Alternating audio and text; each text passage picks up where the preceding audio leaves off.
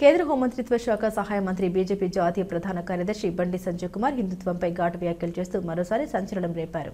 నా నోటి నుండి హిందుత్వం ఆగితే అదే రోజు నా శ్వాస ఆగినట్లే అంటూ హుజరాబాద్లో జరిగిన బీజేపీ పోలింగ్ బూత్ అధ్యక్షులు నాయకుల సమావేశంలో ప్రసంగించారు. హిందుత్వం భావజాలమే తెలంగాణ రాజకీయాల్లో తమ పార్టీ ఎదుగుదలకు కారణమని ఆయన స్పష్టం చేశారు.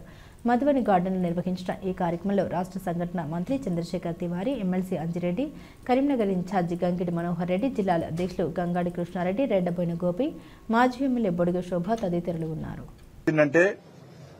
ఒక మాట అన్నాడంటే దానికి కమిట్ అయి ఉంటాడు. ఎట్టి ఫస్ట్లో వెనుకడు పోయే ప్రసక్తి లేదు. అనవసరంగా ప్రాణాలు తీసుకోకండి. వెంటనే జంగల్ విడిచి తుపాకులు విడిచి రండి, లొంగిపోండి. ఇలా మిమ్మల్ని అన్ని రకాలుగా చూసుకునే బాధ్యత మాది. ఇంతమంది లొంగిపోయిన వాళ్ళంతా కూడా అందరూ కూడా చాలా బ్రహ్మాండంగా చూసుకుంటున్నారు. వాళ్ళు వాళ్ళ కుటుంబ సభ్యులతో మంచి జీవితాలు గడుపుతున్నారు. వాళ్ళకి అనుకున్న విధంగా వాళ్ళ ఆలోచనకు అనుగుణంగా ప్రభుత్వాలు సహకరిస్తున్నాయి.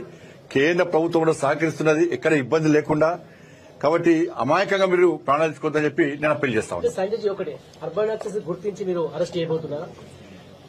ఇవాళ నక్సలిజాన్ని, మావోయిజాన్ని ఎవరు సమర్థించినా వాళ్ళు కూడా నేరస్తులే.